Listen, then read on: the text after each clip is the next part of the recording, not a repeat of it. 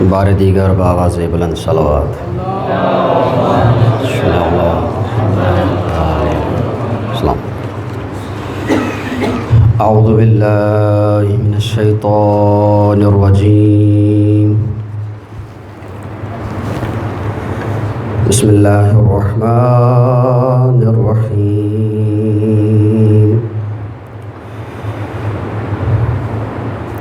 الحمد للہ رب العالمین. الصلاة والسلام علی اشرف الانبیاء والمرسلین.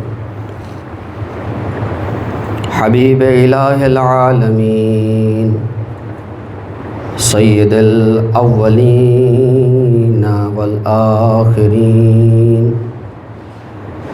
امام المبین ابی القاسم محمد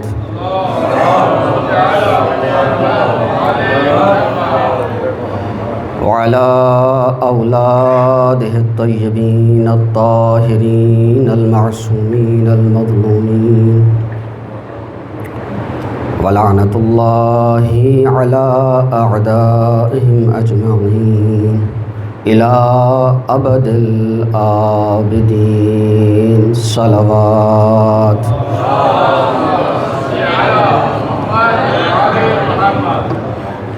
نعرہ تکبیر. بآواز بلند نعرہ تکبیر. نعرہ رسالت. نعرہ رسالت. نعرہ حیدری. نعرہ حیدری. بآواز بلند صلوات.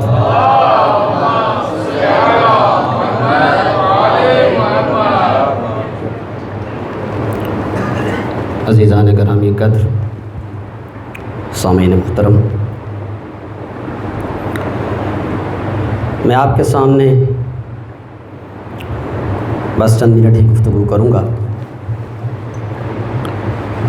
میرا موضوع امام علی مقام امام زین العابدین علیہ الصلوۃ والسلام کی ذات گرامی قدر ہے.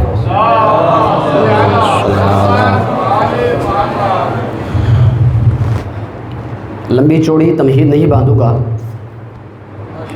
اور تاکہ مختصر وقت میں امام کی شخصیت پر زیادہ دیر گفتگو کر سکوں. شہر مدینہ ہے، منبر نبوی ہے، صحابی رسول موجود ہیں، پرانے مسلمان بھی موجود ہیں، نئے مسلمان بھی موجود ہیں، وہاں کے رہنے والے بھی موجود ہیں، جو ہجرت کر کے آئے تھے وہ بھی موجود ہیں. حضرت اس ہستی کا ذکر کرتے ہیں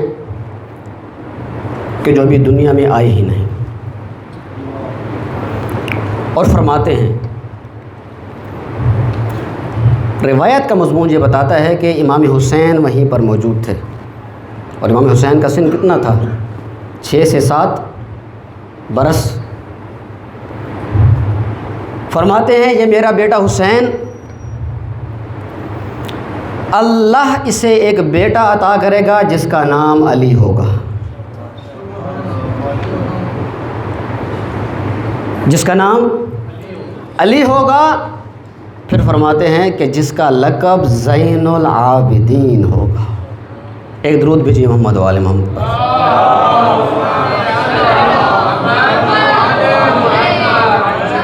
فرمایا نام علی ہوگا، میرے حسین سے ہوگا، اس کا لقب زین العابدین ہوگا. یہ روایت اور اس کے علاوہ مجھے روایت ملی، ممکن ہے یہ ایک ہی روایت ہو، اور ممکن ہے کہ 2 مقام پر امام نے فرمایا ہو، رسول خدا نے فرمایا ہو. کیا؟ ابن عباس روایت کرتے ہیں،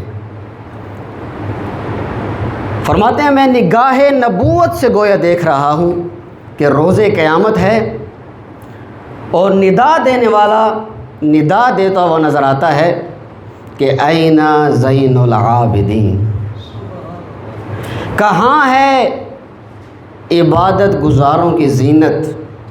کہاں ہے عبادت گزاروں کے سروں کا تاج؟ کہاں ہے عبادت گزاروں کا سردار؟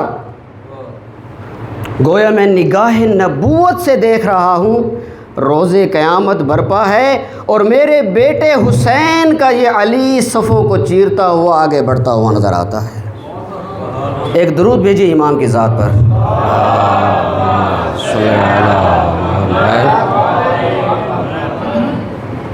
یہ وہ عظیم امام تھے کہ آپ کی شان آپ کی ولادت سے پہلے منبر نبوی سے بیان کی جا رہی ہے۔ یہ کوئی کم مقام نہ تھا، یہ ایسی سند تھی، یہ ایسی سند تھی زین العابدین جو کوئی اور دینے والا نہیں، خود رسول گرامی قدر تھے۔ اور میں اس کو بیان کروں گا، یہ کوئی عام بات نہیں، یہ کوئی عام بات نہیں۔ ایک مرتبہ راوی روایت کرتا ہے، ایک مرتبہ کوئی مسلمان کہتا ہے، ایک مرتبہ تاریخ کے بعض علماء لکھتے ہیں، ایک مرتبہ حبیب خدا لقب دیتے ہوئے نظر آتے ہیں۔ اس لیے میں ایک مسئلے کو یہاں ذکر کروں گا اور پھر میں آگے بڑھوں گا۔ جس طرح آج کے زمانے میں بہت سے لوگ دوسروں کی گفتگو کو کاٹنے اور دوسروں کی باتوں کو دبانے کی کوشش کرتے ہیں۔ فلاں بندہ فلاں کی تعریف کیوں کرتا ہے، اسے اس سے جدا کر دو۔ فلاں فلاں کے قریب کیوں ہے، یہ اس کے ساتھ کیوں بیٹھتا ہے، ایسی بات کرو کہ یہ دونوں آپس میں جدا ہو جائیں، یا لوگوں میں وہ باتیں پھیلا دو کہ لوگ یہ سمجھیں کہ ان کی آپس میں کوئی محبت ہے ہی نہیں۔ اس زمانے میں بھی کچھ لوگ موجود تھے جنہوں نے کیا کہا کہ زین العابدین تو امام کا اس لیے لقب تھا کہ امام زیادہ عبادت کرتے تھے۔ یا بعض نے یہ لکھا کہ ہاتف غیبی سے آواز آئی تھی کہ یا زین العابدین، اب کس کی آواز تھی نہیں معلوم۔ یہ وہ طریقہ تھا کہ جس کے ذریعے سے حدیث نبوی کو چھپانے کی کوشش کی گئی۔ یہ انداز بنی امیہ کے ان قلم فروشوں کا انداز تھا کہ جنہوں نے یا تو کبھی اس انداز سے رسول خدا سے اہل بیت کو جدا کرنے کی کوشش کی، یا اہل بیت کے ساتھ ان لوگوں کو لے آئے کہ جن کے کوئی فضائل و کمالات نہ تھے، اور کیا کہا اگر اہل بیت کے، اگر امیر المومنین کے کوئی فضائل ہیں، فلاں کے بھی تو ہیں۔ یعنی کیا کہنا چاہتے ہو؟ کہنا یہ چاہتے ہیں کہ کہاں سے اہل بیت افضل ہو گئے، بھئی فضیلت اس طرف بھی موجود ہے۔ تو یہ طریقہ واردات ہوتا تھا کہ اہل بیت کو رسول خدا سے جدا کر دیا جائے اور اس محبت کو بتایا جائے کہ جو رسول خدا عام مسلمانوں سے محبت کرتے ہیں وہی محبت اہل بیت سے بھی کرتے ہیں۔ اور ان کا دوسرا طریقہ واردات کیا تھا، وہ آج بھی موجود ہے۔ کچھ علمی باتیں بھی ہونی چاہیے اس منبر سے، فضائل کے موضوعات بھی درمیان میں آئیں گے انشاءاللہ، آپ سنیں گے۔ ایک صلوات پڑھیے محمد و آل محمد پر۔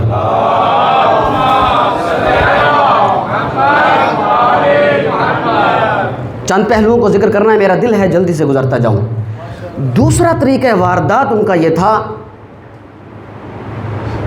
کچھ مسلمانوں کا کیا دعویٰ کرنے لگے، حسبنا کتاب اللہ، ہمارے لیے تو اللہ کی کتاب کا۔ ظاہراً کتنا خوبصورت نعرہ ہے، آپ توجہ کریں۔ ظاہراً جو عام مسلمان ہے وہ کہے گا کہ اس کا مطلب یہ ہے کہ باقیوں کے مقابلے میں، باقی لوگوں کے قول کے مقابلے میں اللہ کا قول کافی ہے، یہی معنی حسبنا کتاب اللہ۔ مگر ان کا طریقہ واردات یہ تھا، میں آسان الفاظ میں بیان کر رہا ہوں، ان کا طریقہ واردات یہ تھا، وہ چاہتے یہ تھے کہ نبی اکرم کی حدیث کو فراموش کر دیا جائے اور فقط قرآن سے تعلق کو جوڑا جائے. اس لیے کہ نبی اکرم اپنے منبر سے جب اہل بیت کے فضائل کو بیان کرتے ان کے پیٹ میں مرور ہوتا، اور یہ مختلف طریقوں سے اہل بیت کی شان کو دبانے کی کوشش کرتے. ایک صلوات پڑھی محمد و آل محمد پر.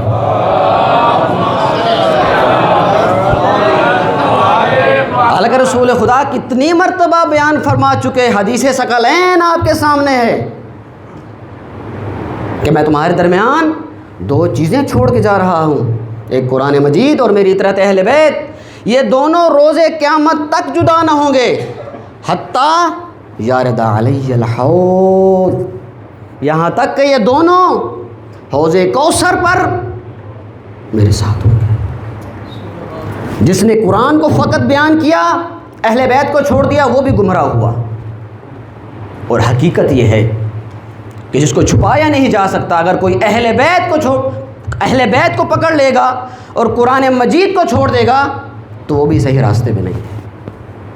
یہ دونوں ساتھ ساتھ ہیں. اس لیے فرمایا تھا علی مع الحق والحق مع علی، اور کہیں پر فرمایا علی مع القرآن والقرآن مع علی، کہ یہ اہل بیت کبھی بھی قرآن سے جدا.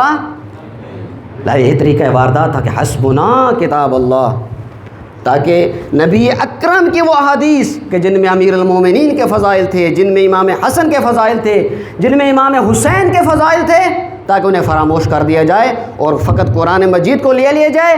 حالانکہ قرآن مجید بھی تو اہل بیت کے فضائل سے بھرا ہوا تھا، مگر یہاں بھی انہوں نے اپنا طریقہ اختیار کیا کہ ہمارا دل جو کرے گا ہم وہی مانا کریں گے، ہمارا دل جہاں چاہے گا ہم آیت کو اس کی طرف موڑ دیں گے.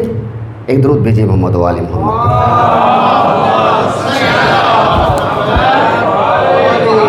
یہ وہ حدیث تھی جس کو رسول اکرم نے اپنے لسان وحی سے ارشاد فرمایا تھا، کہ جس کے بارے میں قرآن مجید فرماتا ہوا نظر آتا ہے کہ ما ينطق عن الهوى ان هو الا وحی یوحی، کہ جو حبیب خدا دے دیں. یہ دوسری آیت میں کہ جو حبیب خدا دے دیں اسے لے لو، اور جس سے روک دیں اس سے رک جاؤ. امام زین العابدین علیہ افضل الصلاۃ والسلام کی ذات، آپ کے ایسے القابات تاریخ نے ذکر کیے کہ جو القابات کسی اور ہستی کے نہ آئے. حالانکہ تمام کے تمام آئمہ ہمارے عبادت گزار بھی تھے، سجدہ گزار بھی تھے، سب کچھ تھے، سب کے سب محمد تھے، سب کے سب علی تھے، مگر تاریخ نے کچھ ایسی خصوصیات امام علی مقام کے لکھیں جو کسی اور کے بارے میں نہیں لکھیں. ان میں سے ایک لقب یہی خود رسول خدا کا فرمانا زین العابدین، کہیں پر سید الساجدین، کہیں پر سید العابدین، کہیں پر ذو الصفنات، کہیں پر سید السجاد. ذو الصفنات یہ ایسا لقب ہے کہ جو انسان سوچتا رہ جاتا ہے کہ کس طرح کے وہ جوڑ تھے جو پیشانی پہ پڑ گئے تھے.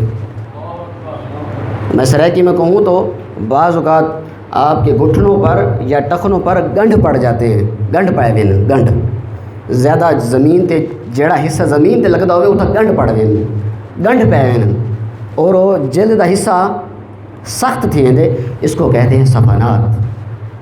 امام علی مقام اتنا سجدہ کرتے تھے اور اتنی عبادت کرتے تھے کہ جس کی وجہ سے آپ کو ذو الصفنات کہا گیا.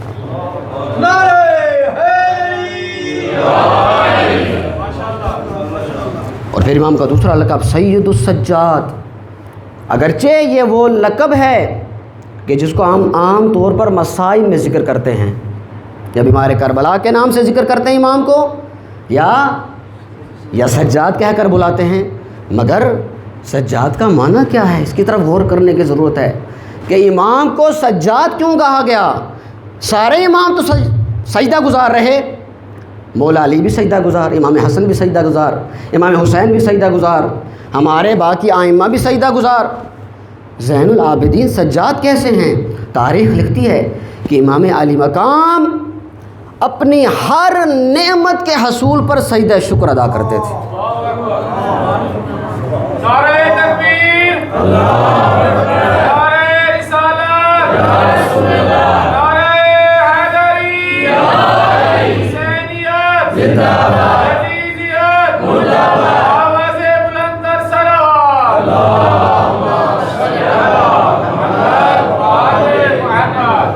ہر نعمت پہ، چاہے وہ دنیا کی نعمت ہو، چاہے وہ آخرت کی نعمت ہو، چاہے وہ اصول رزق کا معاملہ ہو، چاہے لباس کا معاملہ ہو، چاہے گھر کا معاملہ ہو، چاہے چھوٹا معاملہ ہو، چاہے بڑا معاملہ ہو، ہر معاملے میں جب بھی کوئی نعمت ملتی سجدہ شکر ادا کرتے۔ آج لوگ پوچھتے ہیں کہ مولانا ہمیں نعمت ملی ہے، میں نعمت کی فراوانیوں میں ہوں، اللہ کا بڑا احسان ہے مجھ پہ، اللہ نے بہت دیا ہے، نیک اولاد بھی ہے، مال بھی ہے، اچھا گھر بھی ہے، کیسے اللہ کا شکر ادا کریں؟ تو میں کہا کرتا ہوں جس کے سامنے سجاد جیسی عظیم ہستی موجود ہو اسے کیا پوچھنے کی ضرورت ہے کہ نعمتوں کا شکر ادا کیسے کرنا چاہیے۔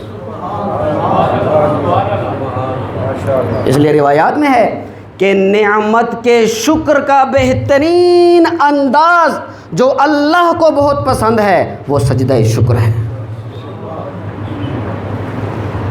یہ وہ انداز ہے کہ جو انسان جب زمین پہ گرتا ہے تو گویا کہ وہ اس کی روح عرش الہی کی طرف اٹھ جاتی ہے۔ ایک صلوات پڑھی محمد و آل محمد پر۔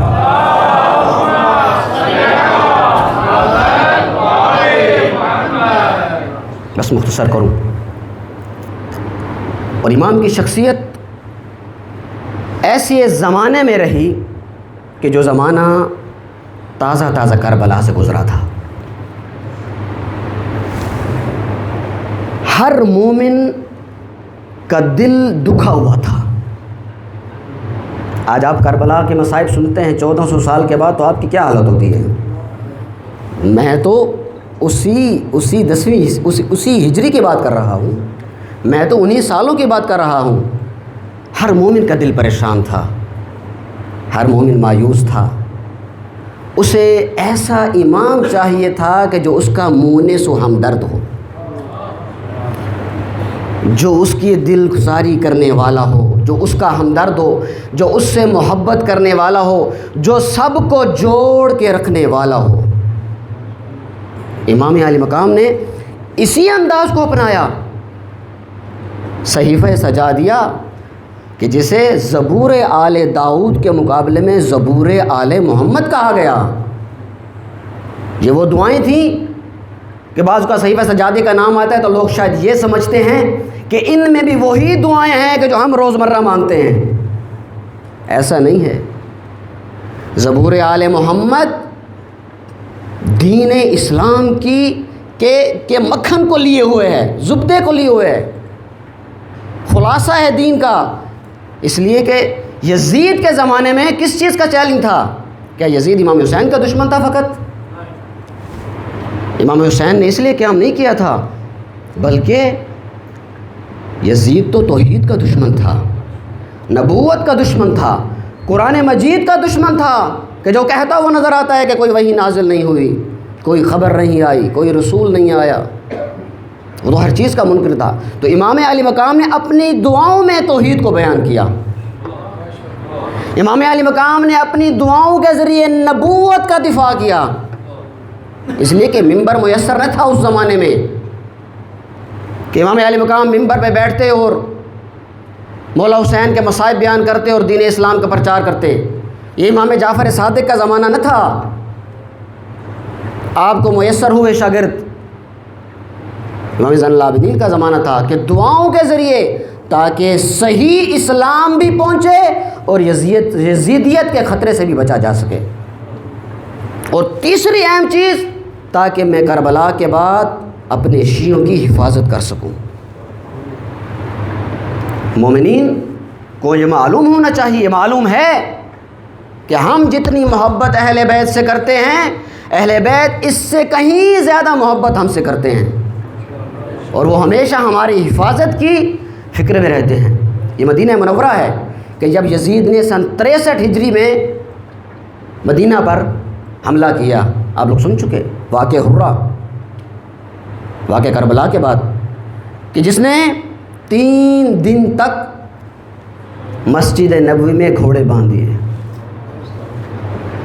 مسجد نبوی کو استنبل بنا دیا۔ اس لیے میں کہہ رہا تھا وہ فقط امام حسین کا اہل بیت کا دشمن نہ تھا، وہ نبوت کا بھی دشمن تھا، کہ جس نے 3 دن تک اہل مدینہ کی ناموس ان کے فوجیوں کے لیے حلال کر دی، اور ایسے واقعات تاریخ نے لکھے کہ جنہیں ممبر پر بیان بھی نہیں کیا جا سکتا۔ کئی قاریان قرآن قتل ہوئے، حتیٰ صحابی رسول جو مدینہ میں موجود تھے۔ سن 63 ہجری، واقعہ کربلا 61 ہجری میں ہوا یہ واقعہ، یعنی ظلم کربلا تک باقی نہیں رہا، ظلم بڑھتا گیا اور کئی صحابی رسول قتل ہوئے، ہزاروں مسلمان قتل ہوئے۔ یہاں پر بھی امام سجاد علیہ السلام نے حکمت عملی سے اس ظالم حکومت سے جان چھڑائی اور مسلمانوں کو، مومنین کو لے کر اور خواتین اور بچوں کو لے کر شہر سے باہر نکل گئے۔ کوئی یہ نہ سمجھے ہم پر اعتراض کیا جاتا ہے، بعض مسلمان اعتراض کرتے ہیں، یہ بھی امام زین العابدین کی شخصیت کو کم کرنے کی دلیل کی بات ہے کہ بعض لوگ کم کرنے کی کوشش کرتے ہیں کہ امام زین العابدین تو فقط دعا مانگتے تھے یا عبادت گزار تھے۔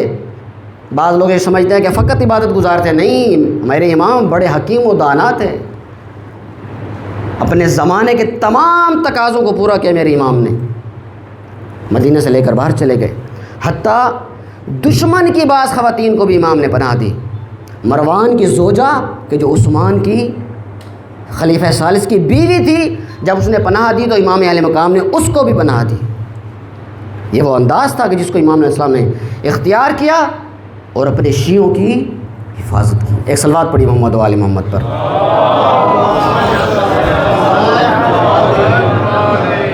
اس لیے کہ زمانہ آسان نہ تھا، اور اس زمانے میں امام علی مقام محبوب ترین شخصیت تھے، مدینہ کی مقدس ترین شخصیت تھے، لوگ محبت کرتے تھے، دشمن بھی احترام کرتا تھا، اگرچہ اس کے دل میں نفاق تھا، مگر امام کی ہیبت، امام کا جلال، امام کے چہرے کا وہ نور مجبور کرتا تھا کہ دشمن بھی کبھی بے توقیری نہیں کرتا تھا۔ مگر امام معروف تھے، مدینہ میں اگر کوئی یہ کہتا کہ فلاں شخص پرہیزگار ہے تو جواب دینے والے جواب دیتے تھے، پھر تم نے علی ابن حسین کو نہیں دیکھا، اگر تم علی ابن الحسین کو دیکھ لیتے تو کسی اور کو عابد و پرہیزگار نہ کہتے۔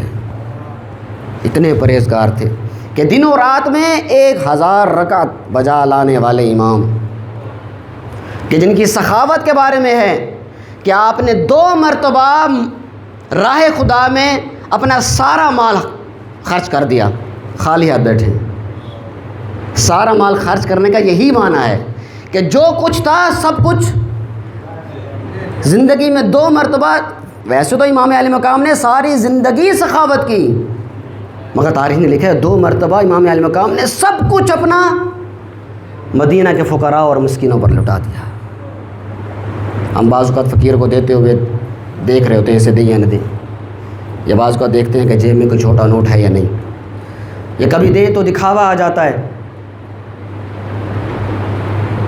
لیکن امام علی مقام ہے، اخلاص دیکھیں امام کا، کہ امام جتنا عرصہ مدینے میں رہے، تاریخ لکھتی ہے کہ جب رات کا وقت ہوتا تو امام روٹیاں، کچھ کھجوریں، اناج بوری میں اکٹھا کرتے، اپنی کمر پہ ڈالتے اور مدینہ کی گلیوں میں گھومتے اور فقراء کے دروازوں پر اس غذا کو رکھتے۔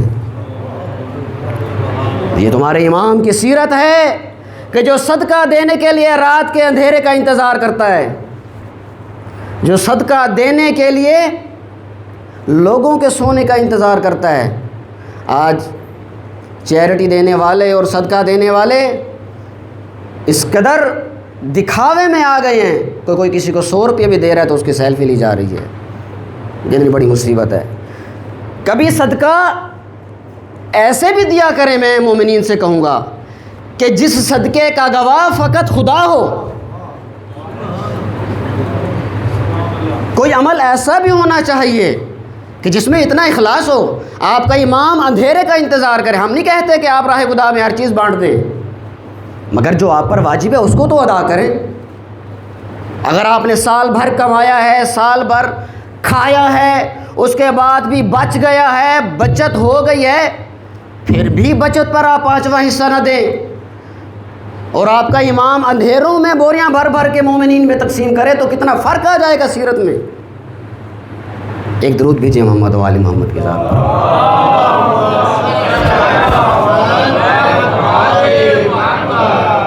تو حقیقت میں امام زین العابدین علیہ السلام کی سیرت، اگر واقعاً دنیا امام کی سیرت کو پڑھنا چاہے تو امام کی سیرت میں بہت کچھ موجود ہے.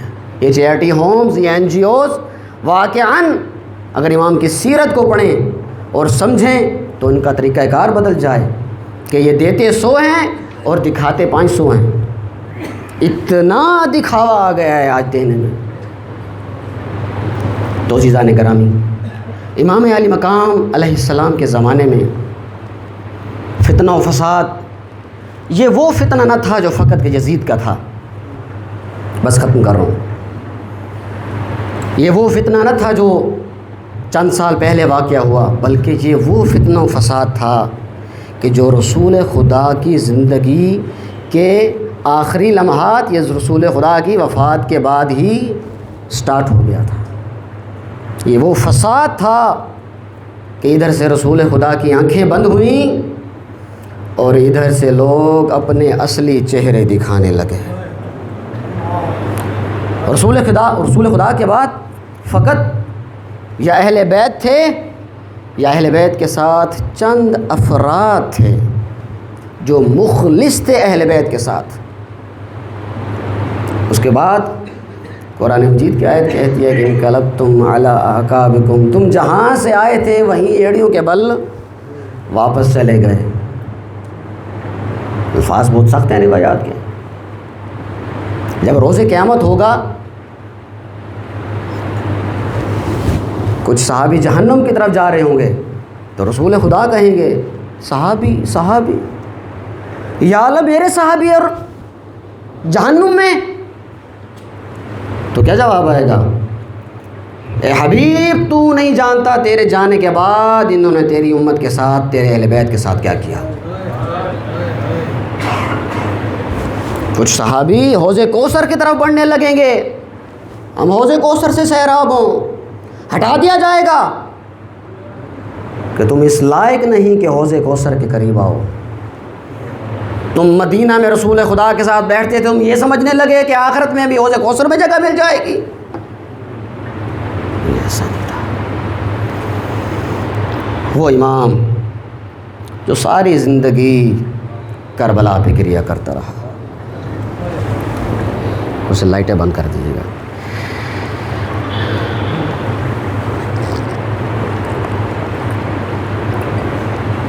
میرا مظلوم امام جو کربلا کا پہلا عزادار ہے، اس نے ساری زندگی اپنے بابا حسین پہ عزاداری کی.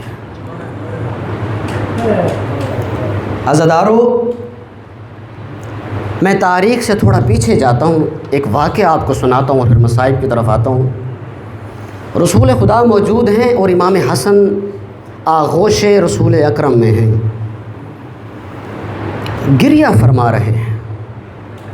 بی بی فاطمہ کو تعجب ہوا، بابا اللہ نے حسین جیسا خوبصورت بیٹا عطا کیا ہے، آپ گریہ فرما رہے ہیں. تو اس وقت رسول خدا نے امام حسین کے مصائب بیان کیے تھے. میں روایت مکمل نہیں پڑھوں گا.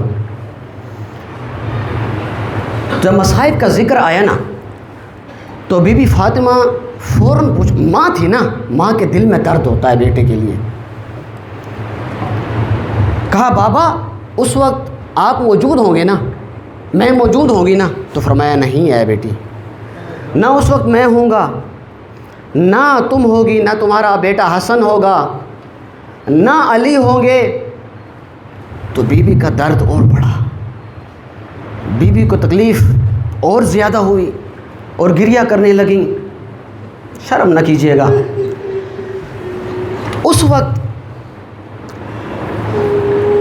حبیب خدا نے جواب دیا، جب بی بی نے پوچھا نا کہ پھر میرے بیٹے پر کون روئے گا، کون میرے بیٹے حسین پر گریہ کرے گا، ہم تو نہ ہوں گے۔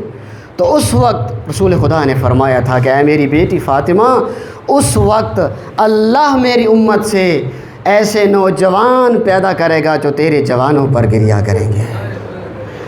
اللہ میری امت سے ایسی خواتین کو پیدا کرے گا جو ہماری اہل بیت کی خواتین پر گریہ کریں گی۔ اے میری بیٹی فاطمہ، میں روایت کو مکمل کرتا جاؤں۔ اے میری بیٹی فاطمہ، جب روز قیامت آئے گا تو تم خواتین کی شفاعت کرنا جو حسین کے عزادار تھیں، اور میں حسین کے عزادار جوانوں کی شفاعت کروں گا۔ بس عزادارو، روایت کہتی ہے کہ ہر آنکھ روز قیامت گریہ گناہ ہوگی، مگر یہ کہ وہ آنکھ جو حسین پر روتی رہی، رسول خدا فرماتے ہیں وہ اللہ کی نعمتوں سے خوش و خرم ہوگی۔ بس عزادارو، یہ امام، یہ زین العابدین پہلا وہ عزادار ہے کہ جس کے بارے میں میں کہوں گا رسول خدا بیان کرتے ہوئے نظر آتے، پہلا امام کا عزادار کہ جس نے ساری زندگی امام کی عزاداری کی۔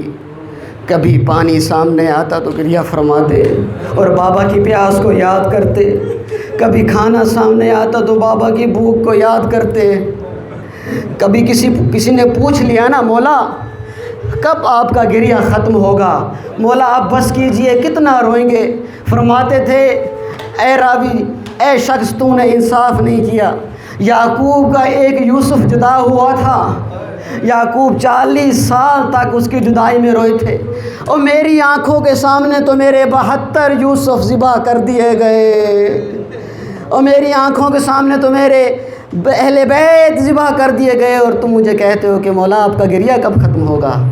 بس عزادارو، یہ کوفہ کا وہ منظر ہے کہ جب امام علی مقام کوفہ کے دربار میں آئے نا تو امام نے اپنا تعارف کیسے کرایا جانتے ہو؟ امام نے فرمایا میں علی ابن الحسین ابن علی طالب ہوں، میرا دادا علی ہے، میرا بابا حسین ہے۔ دیکھو یہ طریقہ کار ہوتا ہے کہ ایک مرتبہ ظالم کو ظلم کو بیان کیا جاتا ہے خطبوں میں، لیکن ایک طریقہ یہ ہوتا ہے کہ خطبوں میں مظلوم کی مظلومیت کو ذکر کیا جاتا ہے۔ بس عزیزدارو، امام سجاد نے ایسے تعارف کروایا، فرمایا میں اس کا بیٹا ہوں جس کا مال کربلا میں لوٹ لیا گیا، فرمایا میں اس کا بیٹا ہوں جس کی خواتین کو بے مکنہ و چادر بازاروں میں پھرایا گیا، اور ایک ایسا مرثیہ پڑھا امام علی مقام نے اور کربلا کے حسین کی غربت کو بیان کیا، فرمایا میں اس کا بیٹا ہوں جسے رلا رلا کے مارا گیا، فرمایا میں اس کا بیٹا ہوں جسے تڑپا تڑپا کے مارا گیا۔ اجرکم علی اللہ۔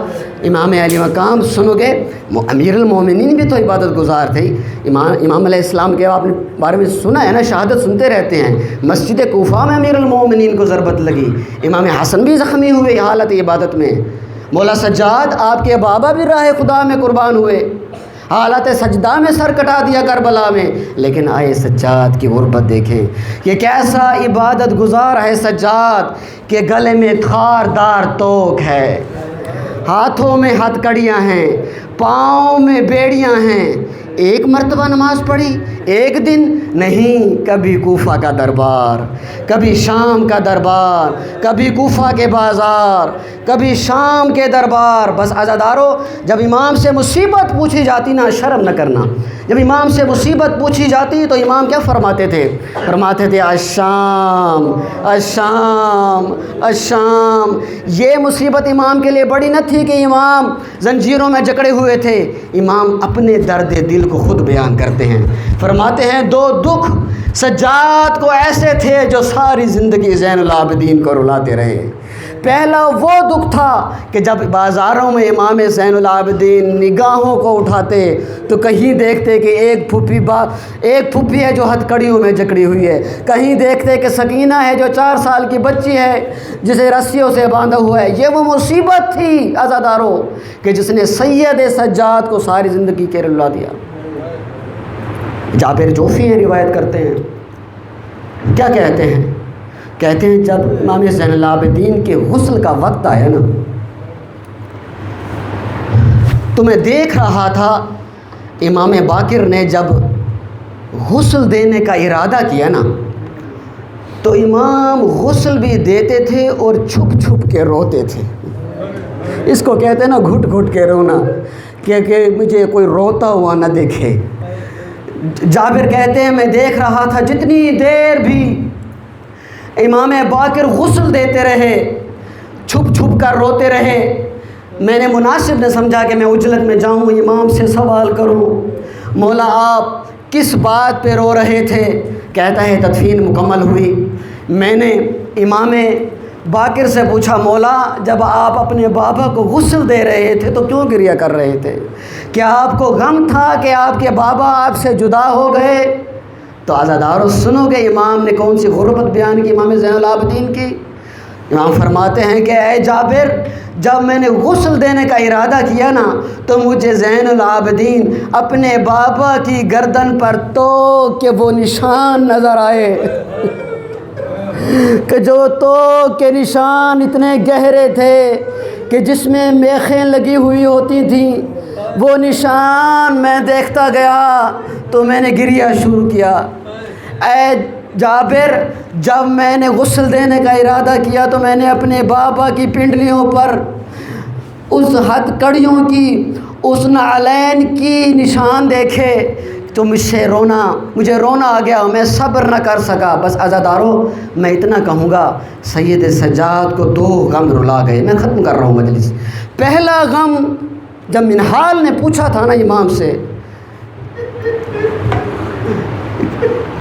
کہ مولا شہادت تو آپ کا ورثہ ہے، مولا شہادت تو آپ کا ورثہ ہے، آپ کے دادا شہید ہوئے، آپ کے چچا حسن شہید ہوئے، آپ کے بابا حسین شہید ہوئے، آپ کے سارے جوان کربلا میں مارے گئے، شہادت تو آپ کا ورثہ ہے مولا۔ تو امام نے کیا جواب دیا تھا؟ اے منہال تو نے انصاف نہیں کیا،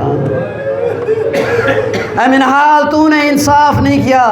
ہاں شہادت تو ہم مردوں کا ورثہ تھا، ہم اہل بیت کا ورثہ تھا، کیا ہمارا پھپھیوں کا بازاروں میں پھرایا جانا، بے مکنا و چادر لایا جانا، اے منہال کیا یہ بھی ہمارا ورثہ تھا؟ اس لیے عزادارو ایک غم امام سجاد کو یہ تھا جو ساری زندگی رلاتا رہا کہ جب نگاہوں کو اٹھاتے تو کبھی ایک پھپھی کو رسیوں میں پابند دیکھتے، کبھی ایک پھپھی کو رسیوں میں پابند دیکھتے۔ ایک دوسرا غم بھی سید سجاد کو تھا جو ساری زندگی امام کو رلاتا رہا۔ جب 11 محرم کو گزرے ہیں نا مقتل سے امام سجاد، اور جب نگاہ پڑی ہے امام سجاد کے اپنے بابا حسین کے لاشے پہ، تو عزادارو سنو گے نگاہ پڑنی تھی امام سجاد کا رنگ متغیر ہو گیا، زرد ہو گیا امام کا رنگ۔ اتنے میں پھوپھی دیکھتی ہیں اور فرماتی ہیں کہ اے بیٹا سجاد کیا تو بھی ہمیں چھوڑ کے جانا چاہتا ہے؟ یہ میں کیا دیکھ رہی ہوں، کیا تو بھی ہمیں چھوڑ کے جانا چاہتا ہے؟ ایسا نہ کر۔ تو اتنے میں سجاد کیا فرماتے ہیں پھوپھی جان باپ کا لاشا گرم ریت پہ ہو، جوان بیٹا سامنے ہو، دفن کرنے کی اجازت نہ ہو، کیا کوئی جوان ہے جو برداشت کر سکے؟ یہ وہ غم تھا عزادارو جس نے ساری زندگی سید سجاد کو رلایا۔ الا لعنت اللہ علی القوم الظالمین سیعلم الذین